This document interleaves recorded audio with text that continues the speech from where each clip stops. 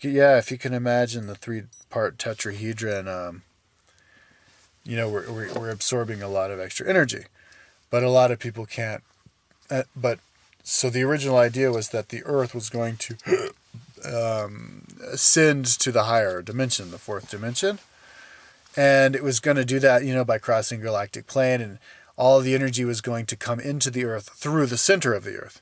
That's how energy comes in. For example, Jupiter is a failed star, but it actually is a star. It's just a different order of a star. It's not an actual star, but Jupiter pumps out more heat than it sucks in from the sun, and none of the traditional astronomers understand how that could be. But it's because it collects energy from all sides of the planet, the top, the bottom, through the tetrahedron, which then compacts it with all the little tetrahedrons connected to each other all the way to the center, and then whoosh, some kind of crazy nuclear action blows it out again and heats the planet. And that's how gravity works.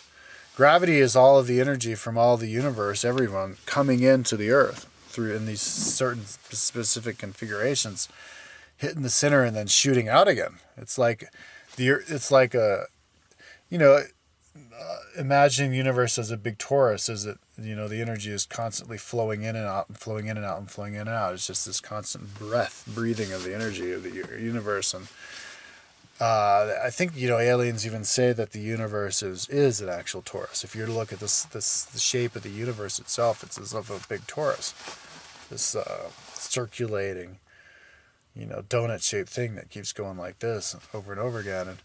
And so energy comes in, and that's how aliens travel around through the universe. They pop into the center of their star and pop out of another star. And even, we were even getting ice balls popping out of the sun and stuff.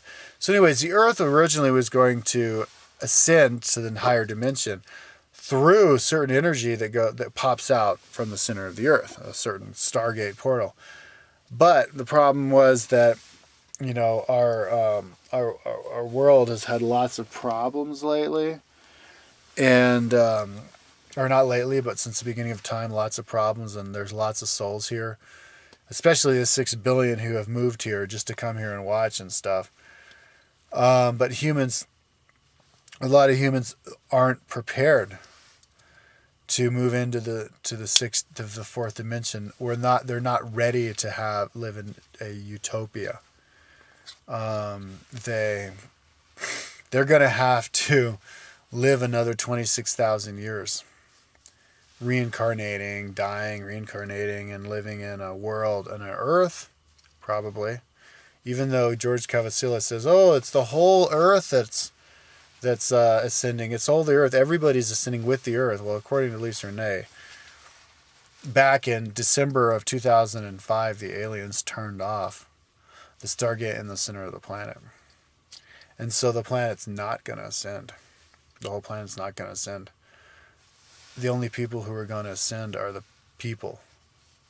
And so the energy, so the aliens, instead of shooting energy through the center of the Earth to activate the entire planet to make it ascend, the aliens are sending certain energy into all of the people on the Earth who can absorb that high frequency energy of love, unconditional love, and realizing and being connected, all of your chakras being connected to the universe, which is basically akin to realizing that everything is one, everything is part of one, everybody is part of one organism. And so we feel as at a heart level to just cooperate and to not see the divisions between people, but rather the connections and similarities of everybody.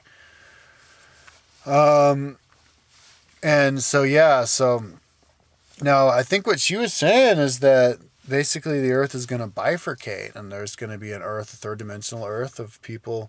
Now, exactly how that's going to happen, she hasn't explained, which means that she doesn't know. So it's up to me to conceptualize what that means. And that is that, I guess, when people die on this planet via cancer, because she was saying a lot of people, when all this extra hyperdimensional energy starts coming in, and your soul isn't aligned to that high frequency energy of just pure love, some people, their physical bodies, they can't absorb all that energy, and so it constricts and they get sick and then they die. And that one way of dying that way is by contracting cancer. Cancer is a manifestation of the emotion of anger, which can come from the higher dimensions and try to make you, for example, lots of energy comes, and we can either, feel that energy and express ourselves, and having new inventions and new great artwork and just amazingness.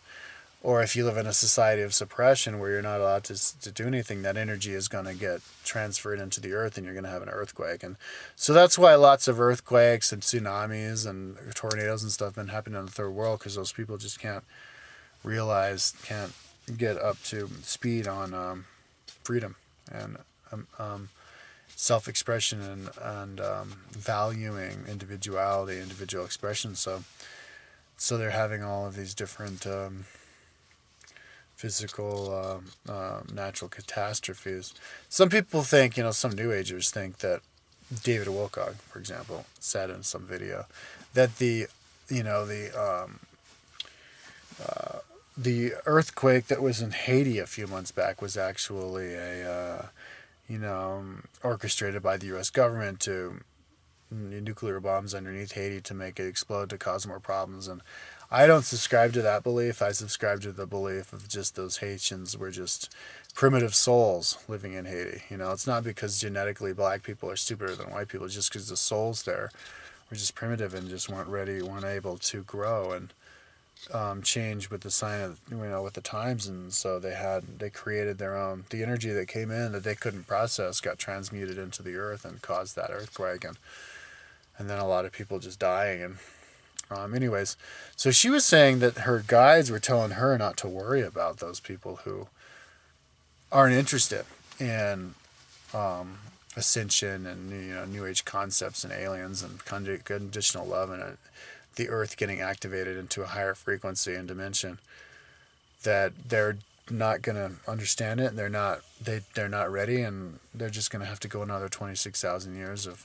But on the light side, that means they're just going to be that much stronger. Whoever stays here and falls into the realm of darkness the longest and the farthest is going to have more of a idea of what that actually is once they come out of it, and then they can teach all the other aliens, because supposedly lots of all the different aliens in the world are watching us right now and seeing what's going to happen, because, well, according to George Cavasilis and hell, Alex Collier, everybody who I've heard channelers and stuff, is that it's never happened like this before, where a planet like Earth is going to ascend from the third to fourth dimension in the manner that Earth has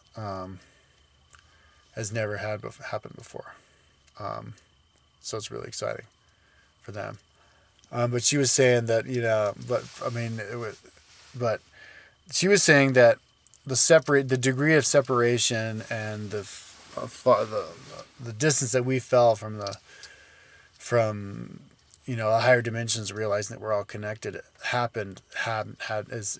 went way overboard, and we became way more isolated than anybody had ever expected, because of all of the especially in the particular parallel universe that we're on now, from all of the different manipulations, from all of the different gray aliens who came here and changed our history and changed our past and just manipulated us and controlled us, and it just got way out of hand. And for a time, she said, the Earth was destined to become a space dust. It was going to descend and just die and turn into a space dust is a word that Anna Hayes uses too. Just a rock out there and die. But anyways, we pulled through, and the Earth is going to ascend, but the energy from the cosmos that comes and allows the Earth to ascend isn't going to come through the Earth itself. It isn't going to come through the center of the Earth. It's going to come. She says in December of 2005 that was turned off, and they gave up on that.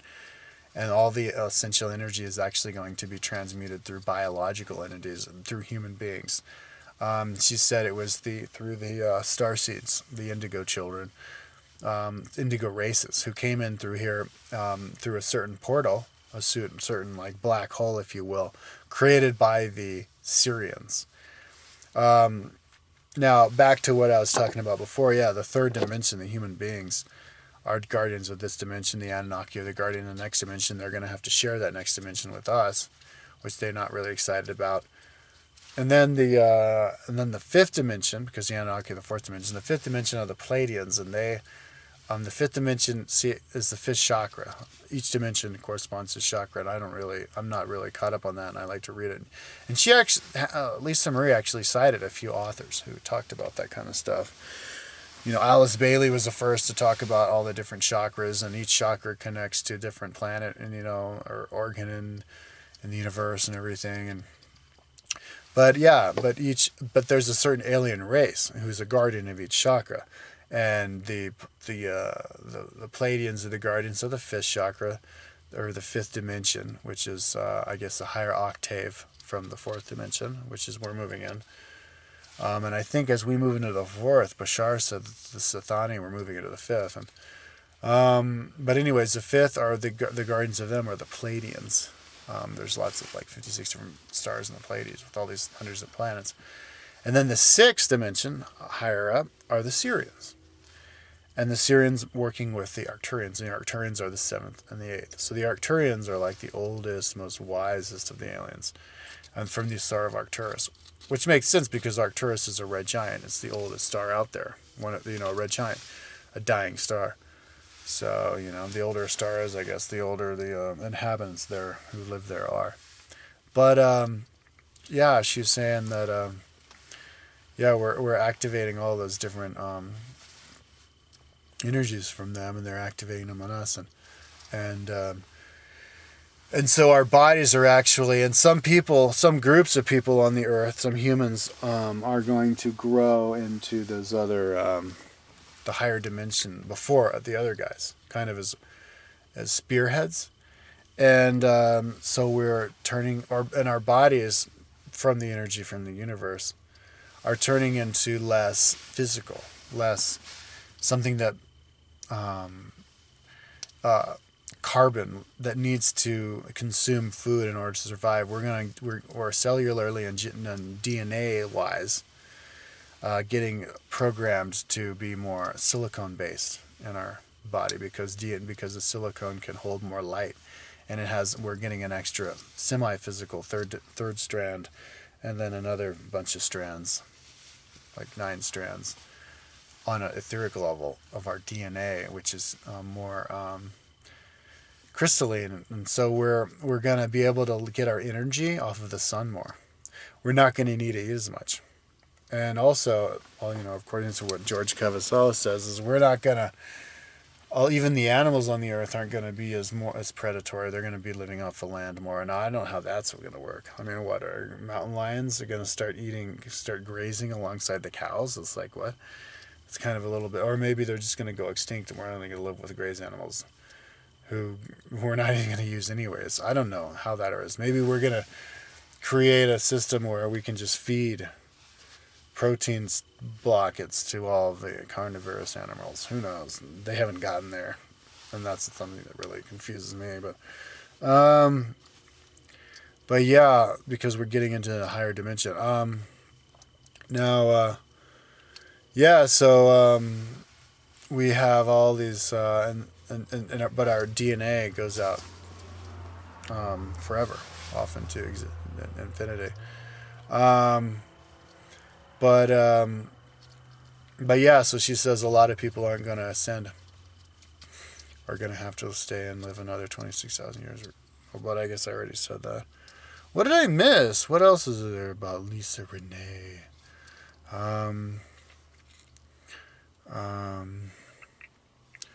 I think that's about it. I think I got all of what I remember. If I realize that I forget something, I'll just make another video later on. What I think about something or something.